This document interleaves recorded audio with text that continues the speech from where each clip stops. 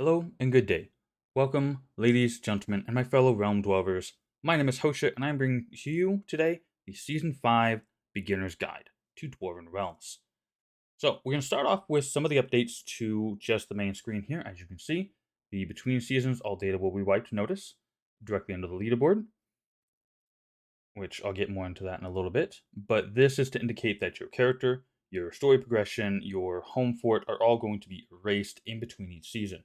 That is something that's going to be changed where your seasonal character will transition to a non-seasonal character once they implement that feature. Until then, for now, seasons are currently 2 weeks and your character is deleted at the end of the week. They have told us that seasons are going to extend to 3 weeks here after next season, I believe. The next update, I'm going to go ahead and turn off my face, is the claim your mount from last season. So if you placed high enough within the leaderboards for hardcore and softcore, you won a mount. And this leads to their Discord, so you can claim the mount that you won if they weren't able to locate you, if your character name is different than your Discord name or anything else and they just weren't able to find you. Now for the latter, the middle of last season, they implemented a hardcore and softcore. So hardcore characters are indicated by the orange numbers here. And so, for example, Jucifer here is kind of white. Now, they have deaths, which puts them actually first place on the softcore. So until they implement a split between hardcore and softcore leaderboards, everybody's kind of meshed together. While Radic here is technically in fourth place, they are number third on the hardcore leaderboard. And everybody can kind of keep track of where they're at. It gets a little harder as you get further down where you're actually at in the placement. But that's okay. So we're going to pop into my character here. I've kind of done the same thing I've done for the last couple of seasons where I have a little bit of strength at the beginning and I've dumped the rest of it into stamina. That is a personal preference. You may do what you wish with your character. If you would like a little bit more detail on some of the things I'm going to be going over, you can check out the Season 3 video. This one is just going to kind of be going over a little bit of the intro, zone progression, and more of the endgame stuff. But as usual, you'll start in a cave up here. There'll be a sword and a stone in front of you, and any weapons or tools that are out in the world and not in a loot bag or loot container will pop onto your hotbar. So the first weapon you pick up, it will pop into your slot 1, and you'll be able to left click and right click to start fighting monsters. As usual, the lines indicate the progression for you to make to go along and make your way on to the next zone. And this is something they updated, I believe, last season, is the zone change, because there used to be, actually this skull used to be here, and that was the dungeon that could get you into the next zone, or you could transition into the next zone here. But as it is, they have changed that. And of course, here is your first little hometown, vendors, some of the crafting tables and such, and of course the portal that is only available once you have reached the end of the game.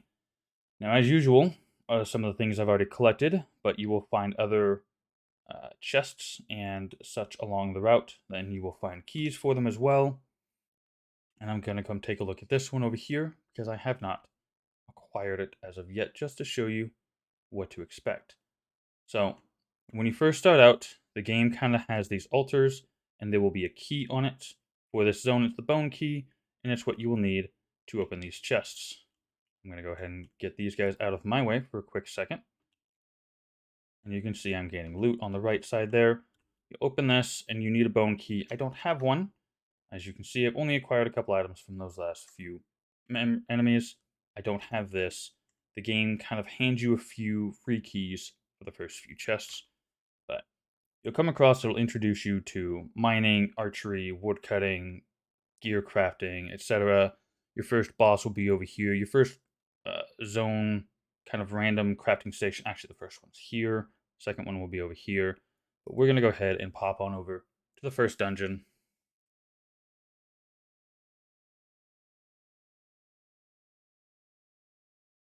So they updated this a little bit. That has got a little bit of loot in it. That used to be the dungeon entrance. Now the zone transition is the next dungeon entrance.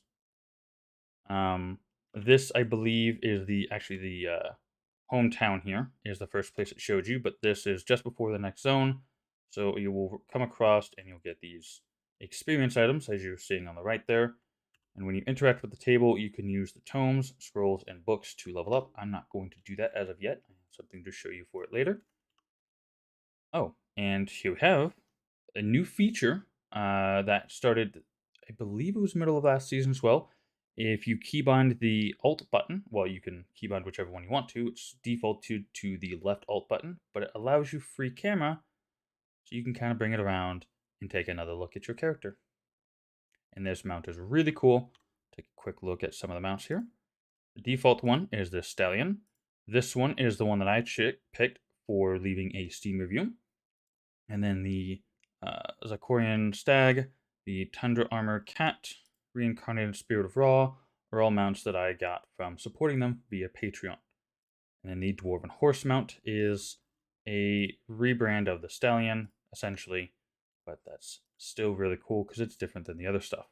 So, another ambush, but we're going to pop into this dungeon real quick, and I'll show you a little tip. Because this is new as of last season, but along the edges and in kind of random places along this map, there are bunches of experience items. So you can see right here, there's some experience stuff there. And over in this hole, there'll be some experience stuff here. Again, it's kind of spread out on both sides and a little bit in the middle, all over the place. So my suggestion for a new player is to run around, pick all those up, collect the loot containers that you want to, and then maybe sit somewhere and hang out. I like to hang out right here because you can watch the boss, and there's a pile of experience stuff right there. And so if I start with this and I make my rounds and I pick up everything else and I come here and I wait, and once all of this has respawned, I know I can start my loop over again. And you can collect things. One other new thing that they've added in is it used to be in Ruptures, you would defeat the boss. Correction. In Ruptures, you would collect the loot container, and the loot container would disappear. While in the main story worlds, like where we're at now, you collect what's in the loot container, and the container stays there. Now, all the containers disappear. The only containers that do not disappear are in your home fort, and we will take a look at that later. So I had to do a reset, so all of my containers ended up coming back. But as you can see, there's lots and lots of experience around, and when you come to the end, each round or circle through this place will get you about 200 of each experience item. So my suggestion would be to hang out for a little bit, do a few rounds or as many as you wish, and move on to the next zone. Which brings us here. So as usual, there's the white line leading you to the next zones, and this is the only place where the path splits. You can go south to the Mirth Passage or north to the Sacred Thicket. Each one has their own merit and use. We're going to go ahead and teleport to the hometown of this place.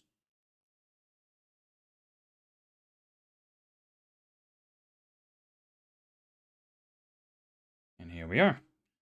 And as usual, the world teleport will not be available until you reach your home fort, which is down here. So we started out in the Terra Outpost, and now we're in the Dim Tharim. And as you can see in the world map, it splits.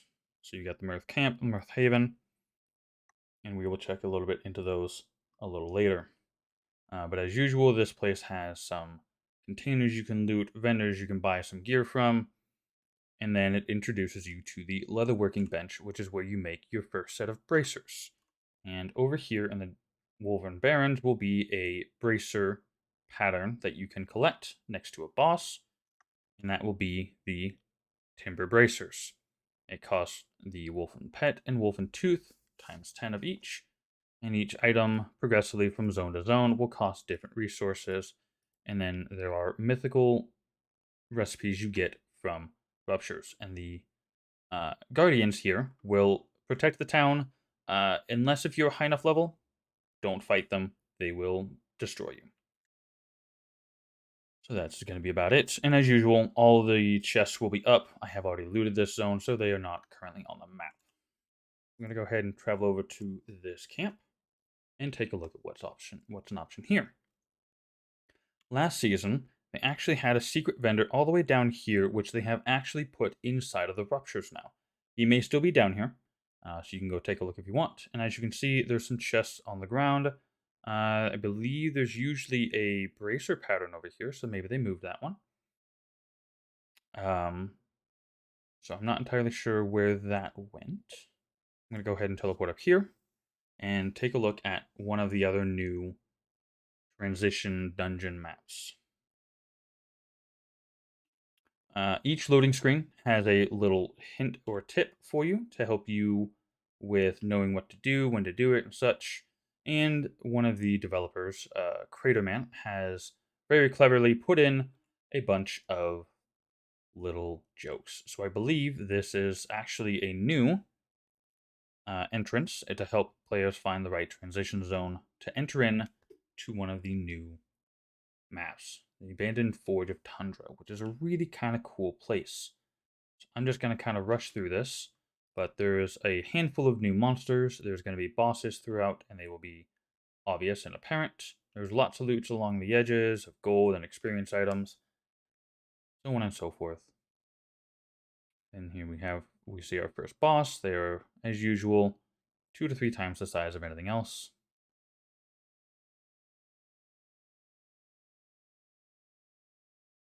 Alrighty, I fast forwarded a little bit to find some new monsters. We have these spiders, which are new creatures and a new boss for them.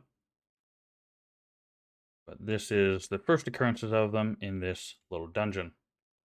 I'm going to go ahead and fast forward a little bit till we get to the end. Alrighty, and here we have the end of the zone. The exit's going to be over there, but we have 1, 2, 3 bosses kind of hanging out in this little catacombs. Again, lots of loot around the edges and other things to collect. Lots of monsters to fight. Correction, 4 bosses. So I'm going to just go ahead and head on over to the next zone. And there we are. You can see the little tips and hints on the bottom screen. So now we are at the place in the map where everything kind of comes back together. So you can see the split joins in at this lost city of Tundra. And I will go ahead and teleport there.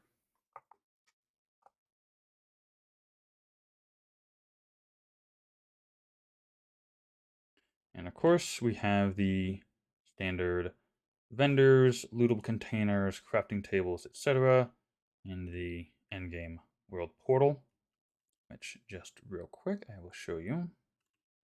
So it's split here. We went through these places, went through the cave, and now they joined back together in the tundra, which is where we are currently at. So they have actually repositioned a couple of the teleports, and this is one of the first ones you'll see because it used to be right about here. Because there's a boss right here, just at the bottom of the stairs that leads to the next dungeon. Which this dungeon specifically, I highly recommend you make sure you explore it. You will come across the first instances of a number of items. Your necklace, your ring, and most importantly, your fossil.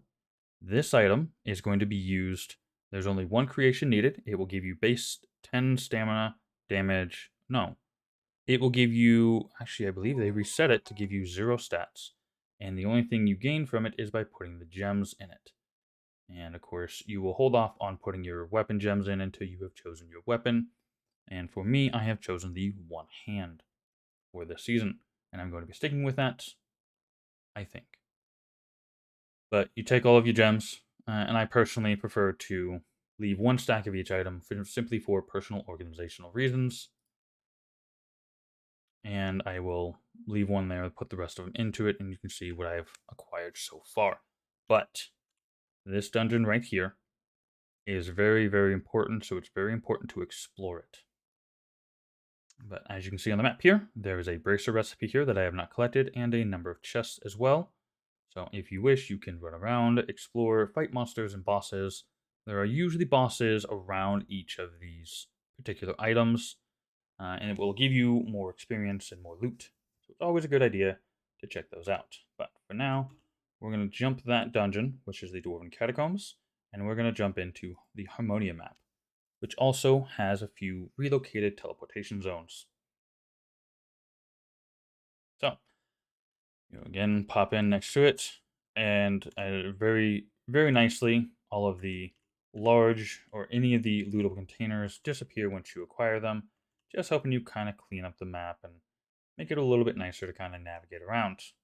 Now, which brings us to the uh, disenchant button here. So you can see I have a single piece of gear.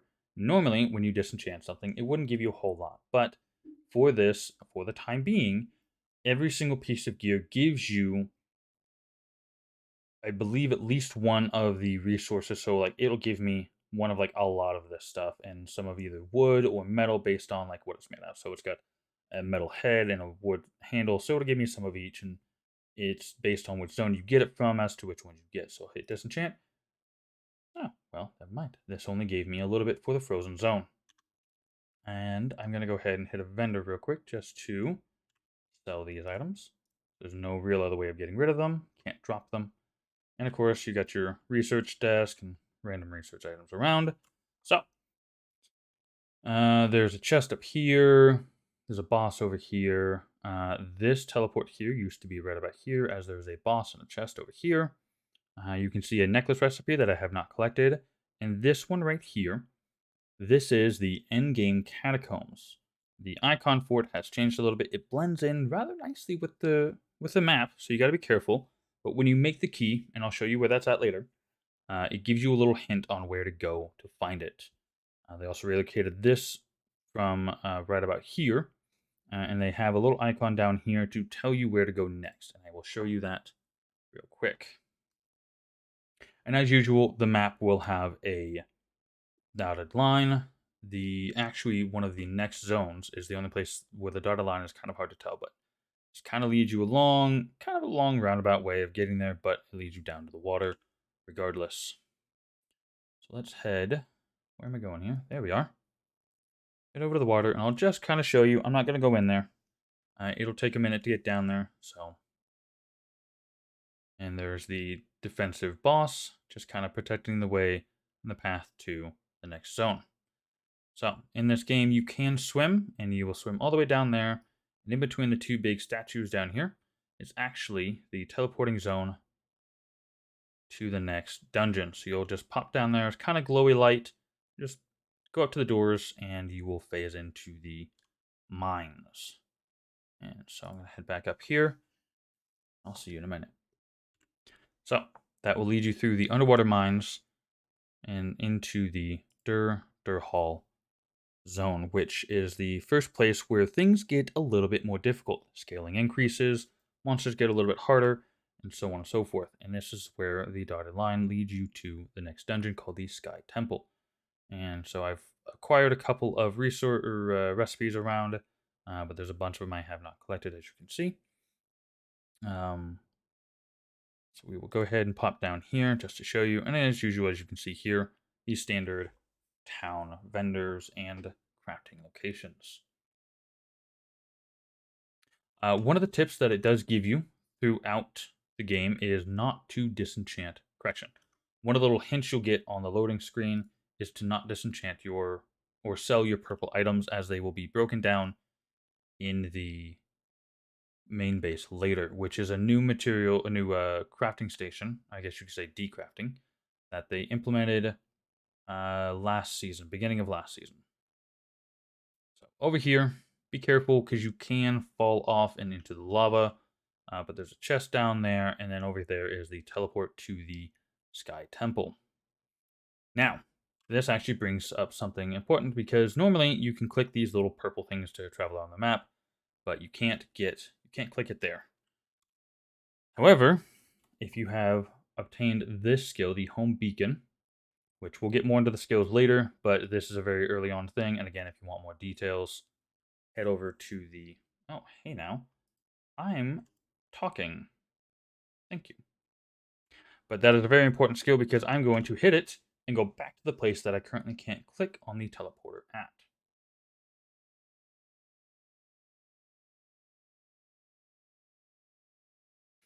There we have it. So I am up here, but I couldn't click on the teleporter, so the Home Beacon skill is very important for getting out of places or getting to places that normally you sometimes can't. So, We're going to skip over the Sky Temple and head to the next map.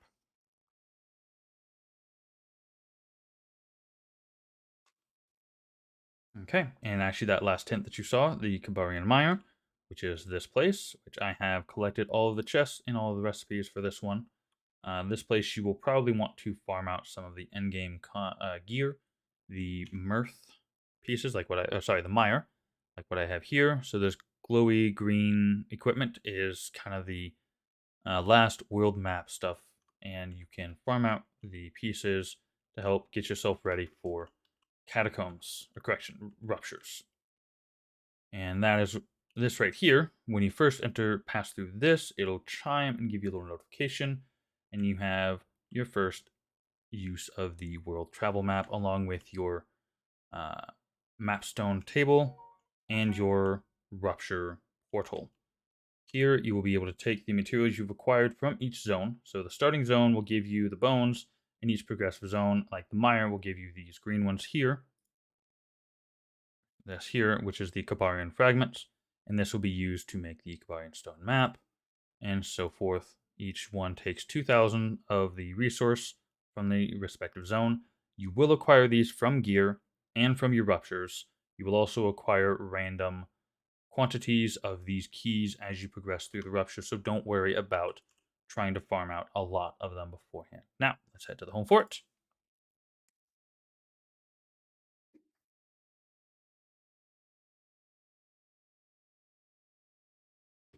Here, we will see a few changes. The furnace and the plank station used to be stationed over here, but they moved them over to accommodate this new station here.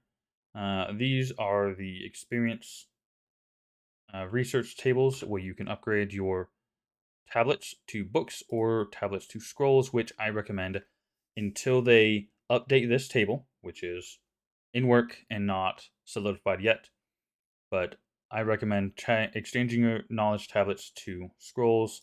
So I will go ahead and I'll do about 50 of each. In this table, we get to work. I'll come across and I'll do about 50 each because I don't have a whole lot. And this splits it up, making it progress or finish up a little bit sooner. So we've got 80 left. Let's go do that. And then we will just do craft all on that, and it fills out the rest of them. So those will continue to work as long as you're in this map. If you go into another zone or into a rupture, these will all pause, which is very nice. So we have the gem anvil and the advanced gem anvil. You will come across this one as you explore that one dungeon that I told you about. And again, you'll be able to craft your armor, damage, strength, agility, stamina, and your fossil. Which your fossil, again, is the only thing that can receive gems. Then you have the advanced one, which you can transition your weapon gems to the next. For example, I want to keep one-handed. So in order to get my one-handed, I can transition mauls to those. And my mauls transition from spears. Spears are transitioned from two hands. Two hands are transitioned from one hand. So it's a full circle. So just be careful not to transition from the gem you want. So I would start here, go here, and then here. And that will give me the one-handed gemstones that I want. You can create the energy and health regen stones. I personally do not think that they are really worth crafting those, as you will acquire them throughout the game. So I have health regen and stamina regen. These are things I've acquired from the monsters and mining nodes from the skill, which again I'll get into later. And then they have got the large gems, which cost now 10 times instead of 100 times what it costs to make this. So it takes 200 flint and it will get you a 0.5 damage. This costs 20,000, which is 100. Oh no, 200, 2,000. Yeah, it's 100 times instead of 1,000 times. Sorry, it was 200,000 metal flint season before last. So it was season 3, it was 100,000. Now it's 20,000. 200,000. I can't do math. Anyways, they've reduced the requirement, but it also reduced it because it used to be 510 damage. Now it's 51 damage. So they reduced the cost for it, but also reduced the bonus for it. But those are still worth making once you get to that point. Now, this right here is the disenchant table.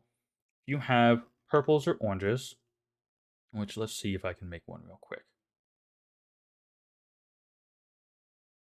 I'll come over to the workbench over here, and these are recipes I have found throughout the map. So we have the Sogist chest piece, the Duelist gloves, a Mirthstone. So this is kind of an intermediary in between these because they cost 850 of the legendary stone, which you acquire the legendary stones, these here, from disenchanting purple gear. You get the flawless residue from disenchanting orange gear, orange or red, however you wish to look at it. So I don't have enough to make one of those, but I do have enough to make a couple of these. So I'll make a couple. There we go. So we've got an orange and a yellow, or white, however you wish to name that as well. So I'm going to hit the disenchant button up here, and it will disenchant just this one piece of gear. And we will get, apparently, nothing. That's a bug I will have to report later. So we're going to take this. I can either right-click to put it in, or they've added this nice little feature because as you're running Ruptures, you'll gain a lot of gear. A lot of purples, and if you come across slimes, you'll get a bunch of oranges and such. So you can either hit purple transfer button to transfer everything over, or the orange button to transfer all the orange over, and that will disenchant that. And it gives me 7 of those. It used to, for last season, it used to, for every purple or orange item you disenchanted, you only got 1. So they have upped not only the cost of crafting, but upped the rewards for disenchanting. And of course, you will come across the normal set piece recipes. There we go. As you do Ruptures, and you will also get the.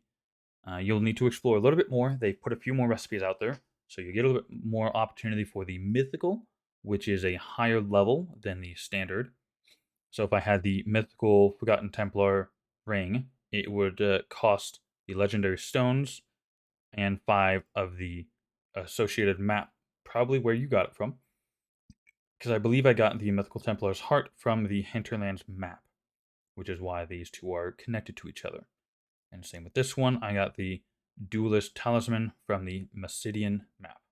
So, if you have enough legendary stones and enough stone maps, you can craft yourself a mythical piece which will be stronger than the base. Same thing here, as I showed you earlier.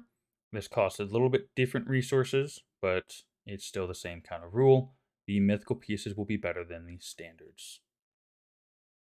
So, I believe that just about goes over all of the stuff, and as usual, the building scroll is over there. You can craft what you want. There is currently no ceiling.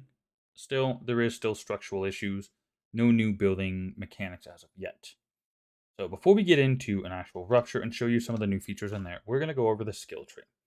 So, a couple of new features from last season and this season. Last season, they entered this, the Lost Path, which allows you, once you have 750 luck, you have to have 15 points into this, and you have to have 50 points into Touch the Dwarf, and you have to reach Rupture level 250 or higher, which last season you had to have 251. It was a minor glitch in the count value. I think they may have fixed it this season, but I haven't gotten to it yet. But basically, this unlocks a new map called the Elven Kingdom, and it is super helpful for endgame and is really cool. You will have to find it and explore it yourself. Highly recommend. But one of the new things for this season is at the bottom of every single one of the weapon stances is a new skill. So for one hand, as you've seen on my character here, I've got 2 weapons. That's not normal, because I have Shadow Wield. Wield a second clone of your weapon in your other hand, your damage is increased with your normal attacks. That is the left click. There are some bug issues with it functioning properly at this time. They are working on fixing that. But at the bottom of the spears is the Fleet of the Sogist. While ending a roll with a spear, knockback, and damage all enemies, cost of rolling is reduced. That seems like a rather helpful mechanic, and I haven't tested it out yet, but it sounds like it could be very helpful and nice. Two-handed, they have Whirl Hurricane, spin faster and longer with Whirlwind, which Whirlwind is their Q skill. This seems to be a fan favorite for this season. This is very helpful, and it's a really good skill. And I have seen a lot of the top leaderboard people with two-hand skills this season. And then there's Mauls and Staves. They have Divine Protection, When dealing damage, change to gain a divine aura that makes you invincible and gain a lot more damage with mauls for the duration of this aura. I don't know how long the aura lasts for, and I don't know how much damage you gain from it or how often it occurs. But other than that, the defensive tree is pretty much the same, and the luck tree is pretty much the same. They did add the unbreakable back. I didn't go over that. You can expand your inventory now 15 times for 5 more inventory slots each, which brings you to a nice solid 300. Last season, he tweaked the numbers a little bit this season, but last season it only ended at 291, which bugged a few people, but they've ended up nice and round 300, super nice. I very much like it. Now the combat tree has changed a little bit. They have some new skills here, so Thunder Fist, Just Strike, and then we have Winds of the Demigod, Heart Ripper, and Ancestral Perception. Basically, what they've done is they've added a few more skills to make it take a little bit longer for you to get to these end game skills that help you progress faster through the ruptures and such. Their goal is to try and stretch out how quickly you become overpowered. So they've added a few more skills. And so this, for example, the next couple of skills here requires all 40 of these skills. It used to be 10, 10, 1, then these two 10 skills, 15, 25, these 3 on each side of the 3s. And then it went from these 3 straight into Vortex. Now they've added this one in. And then once you've acquired Cosmic Strength and Thunderbringer, you now have 2 new 40 required skill items, while this one still requires 75 points into the Grandmaster of each of these, and then 75 into this, before you can acquire the next 3. So those have all changed. They just added these 5 new skills here, which makes sense because they're trying to stretch out. They don't want people to get super powerful, super strong in just a couple of hours. They want people to get stronger over days. That is their goal.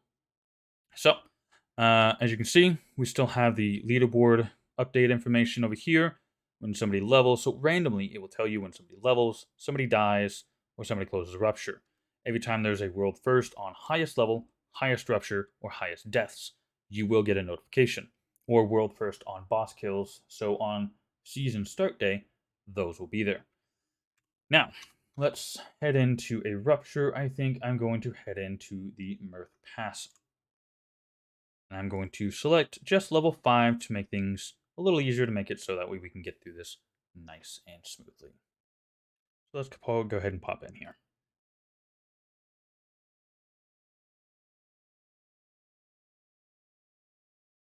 Okay, so we've got one of the maps that's a little bit different, but you'll notice something new.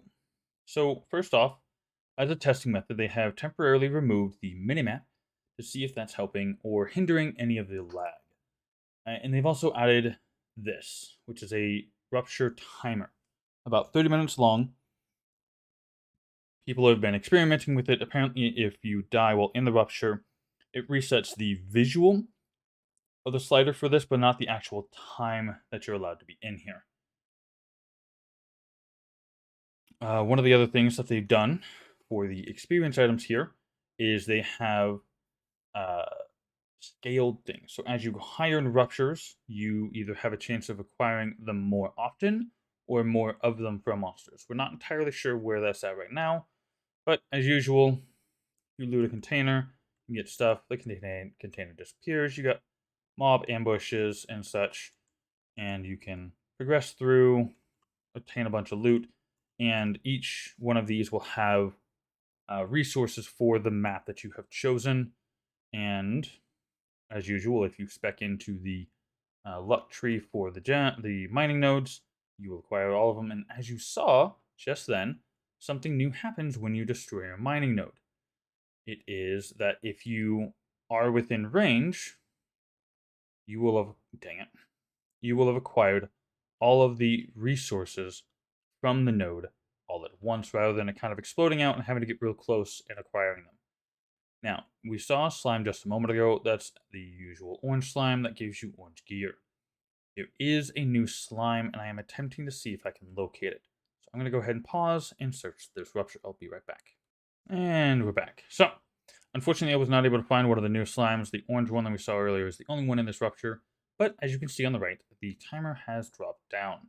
Now, this one happens to have a house in it, so I'm going to go ahead and show you what is new inside of this house.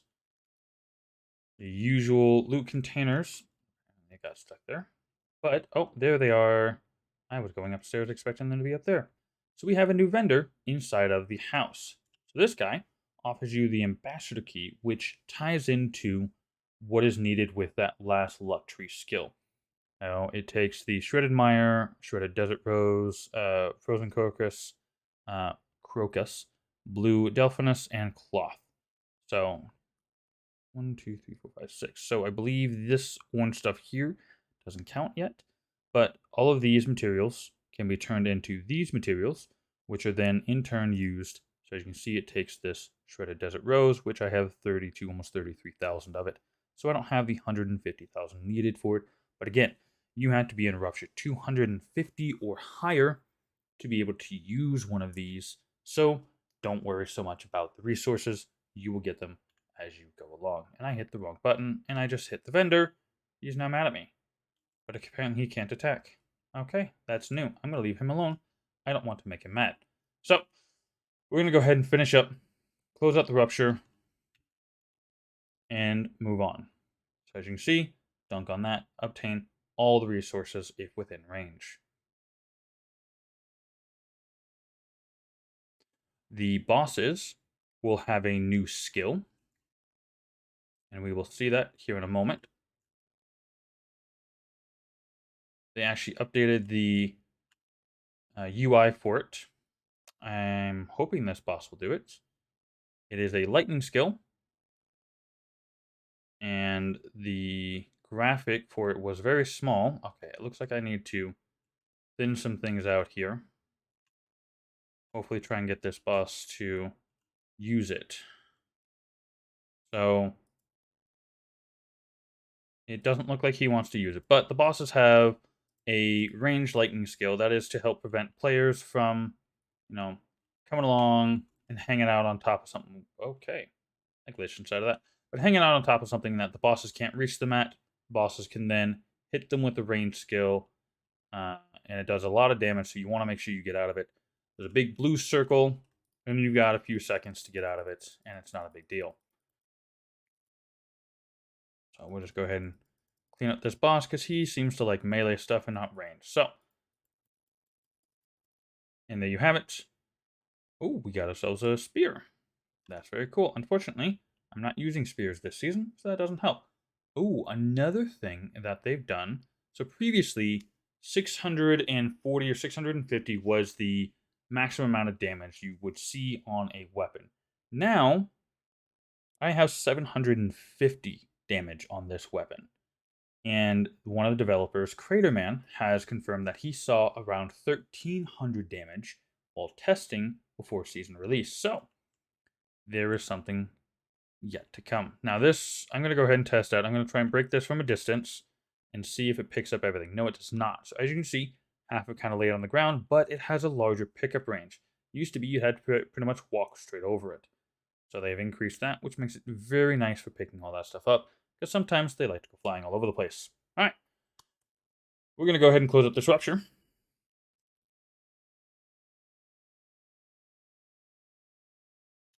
So, I do believe that covers just about everything there is. Actually, we can see here. So, I have all this random stuff. I'll disenchant it. We get lots of resources.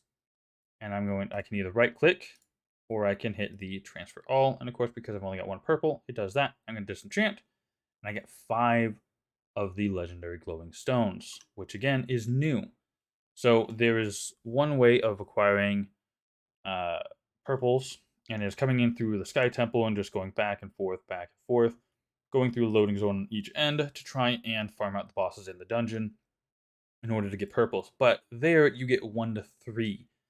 While through the Ruptures, you gain 5 or 6. I don't think I've seen a 4, but you get a lot more from the end game, the Rupture purples, than you gain from the Sky Temple stuff. So you can farm for a few extra in the Sky Temple, or you can just go into the Ruptures and gain it that way, and it is still rather efficient, and helpful. And again, those are used for creating the mythic gear, which is very good stuff at the end.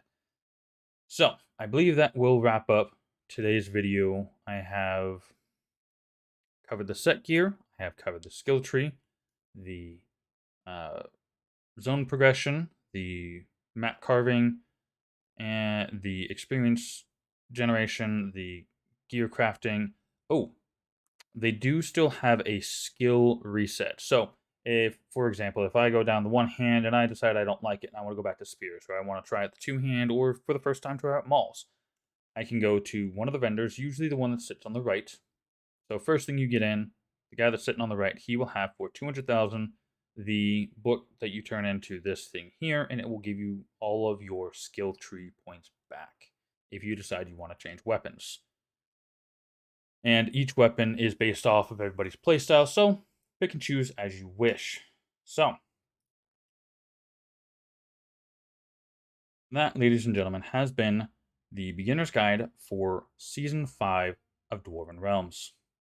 If you like what you see, you can check them out on, you can hang out with their Discord. The game's currently still free on Steam. If you want to watch people play it live, they have people like myself and others who stream it almost on a daily basis. And if you like to see which streams they are, they have a channel in their Discord again to promote other Twitch streamers. So check them out, say hi, and give them some support. Again, they do have a Patreon if you find out that you thoroughly enjoy it and you want to support them and hang out. Go ahead and do that. Until then, I hope you all have yourselves a good afternoon, evening, morning, whatever it is, wherever you are, and I'll see you in the realms.